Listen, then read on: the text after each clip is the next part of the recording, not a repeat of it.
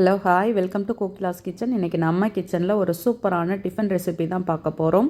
ரவா பொங்கல் வாங்க எப்படி செய்கிறதுன்னு பார்க்கலாம். ரொம்ப ரொம்ப சிம்பிளாக செய்யக்கூடியது. ஸோ இது எப்படி செய்கிறதுன்னு பார்க்கலாம். இப்போது நான் 1 கப் அளவு பாசிப்பருப்பு எடுத்து தண்ணியில் ஊற வச்சுக்கிட்டேன். ஏன்னா ஊறுனா சீக்கிரம் வெந்துடும். அதுக்காக நான் இப்போ சின்ன டம்ளரால் 1 டம்ளர் அளவு பாசிப்பருப்பு எடுத்துட்டேன். 2 கப் ரவைக்கு 1 கப் அளவு பாசிப்பருப்பு சேர்த்தோம்னா கரெக்டாக இருக்கும். நீங்கள் பிகினர்ஸு இல்லை இப்போ தான் புதுசாக ட்ரை பண்ணுறேன்னா இந்த மாதிரி கம்மியான அமௌண்ட்லேயே செஞ்சு பாருங்கள்.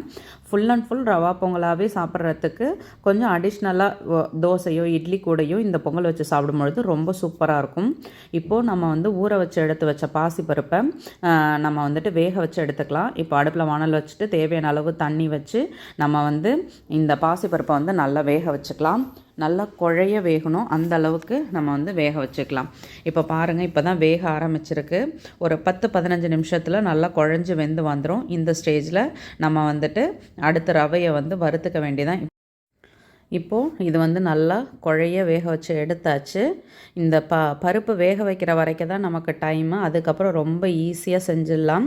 இப்போது அடுப்பில் பாத்திரம் வச்சிடலாம். வச்சுட்டு 1 ஸ்பூன் அளவு எண்ணெய் சேர்த்துட்டு நம்ம 2 கப் அளவு ரவையை சேர்த்துக்கலாம். ரவையை சேர்த்துட்டு ஃபஸ்ட்டு இதை நல்லா வறுத்து எடுத்துக்கலாம். இதை லைட்டாக ஒரு கோல்டன் ப்ரௌன் வர அளவுக்கு இதை வறுத்துட்டு பக்கத்துலேயே நான் சுடு தண்ணியும் சுட போட்டு வச்சுட்டேன். இந்த ரவை கொஞ்சம் பெரிய பெரிய ரவையாக இருந்தால் இன்னுமே நல்லாயிருக்கும். இதை நம்ம இப்போது நல்லா வறுத்துட்டு இந்த நம்ம எடுத்துருக்க ரவை மூழ்கிற அளவுக்கு நம்ம தண்ணி சேர்த்துக்கலாம். இப்போ இது நல்லா வறுத்ததுக்கப்புறம் நம்ம இந்த கொதிக்கிற தண்ணியை இது கூட சேர்க்க வேண்டியதான். ஊற்றும் பொழுது பார்த்து சேருங்க, ஏன்னா ஆவி டக்குன்னு அடிக்கும். ஏன்னா இது நல்லா சூடாக வறுத்துட்ருக்கும் பொழுது தண்ணி சேர்த்தோம்னா நமக்கு ஆவி டக்குன்னு கையில் அடிச்சிடும். நான் நல்ல ஒரு பெரிய பாத்திரம், பால் பாத்திரம் மாதிரி உள்ளதில், ஹேண்டில் உள்ள மாதிரி உள்ளதில் சுடு தண்ணி வச்சுட்டு அப்படியே ஊற்ற போகிறேன். இப்போ பாருங்கள், நல்லா வறுத்துட்டு நம்ம இதில் தண்ணி சேர்த்துக்கலாம். கட்டி இல்லாமல் கிளறிடணும், இல்லைன்னா கொஞ்சம் டைம்லேயே அது அப்படியே கட்டியாக ஆரம்பிச்சிடும். இங்கே பாருங்கள், தண்ணியெல்லாம் அதுக்குள்ளேயே இழுத்துடுச்சு. இப்போ நம்ம வேக வச்சு எடுத்து வச்சுருக்கேன் இந்த பாசிப்பருப்பை இது கூட சேர்த்து நல்லா மிக்ஸ் பண்ணிக்கலாம். இப்போது இந்த ரவை பாசிப்பருப்பு எல்லாம் சேர்ந்து நல்லா மிக்ஸ் ஆகிடுச்சு. இது கூட நம்ம தேவையான அளவு உப்பு சேர்த்துக்கலாம். உப்பு சேர்த்துட்டு அப்படியே நம்ம நல்லா மிக்ஸ் பண்ணி விட்டோம்னா கரெக்டாக இருக்கும். இப்போ பாருங்கள், இந்த பருப்பு ரவை ரெண்டுமே நல்லா ஒன்றா சேர்ந்துடுச்சு. அதுக்கப்புறம் நம்ம தாளிப்பு தான் போட போகிறோம். இப்போது சூப்பராக நல்லா மிக்ஸ் ஆகிடுச்சு.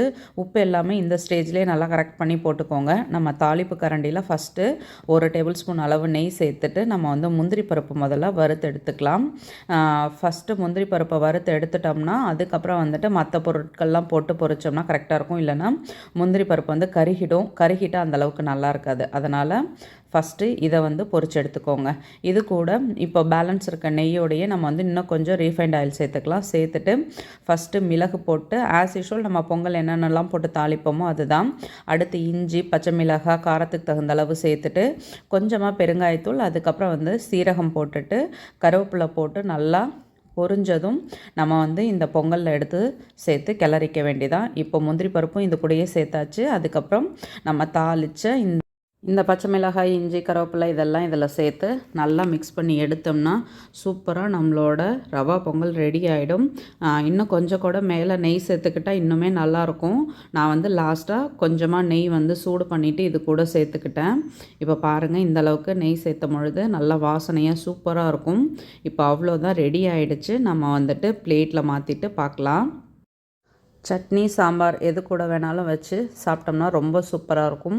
சுட சுட சூப்பராக நம்மளோட ரவா பொங்கல் ரெடி ஆகிடுச்சு. நீங்களும் வீட்டில் ட்ரை பண்ணி பாருங்கள், கண்டிப்பாக உங்களுக்கு பிடிக்கும். வீடியோ பிடிச்சா லைக் பண்ணுங்கள். என்னோடய வீடியோ உங்களுக்கு யூஸ்ஃபுல்லாக இருந்தால் சப்ஸ்கிரைப் பண்ணிக்கோங்க. மறக்காமல் செஞ்சு பார்த்துட்டு உங்கள் கமெண்ட் சொல்லுங்கள். மறக்காமல் ஃப்ரெண்ட்ஸ் அண்ட் ஃபேமிலிக்கு ஷேர் பண்ணுங்கள். தேங்க்யூ.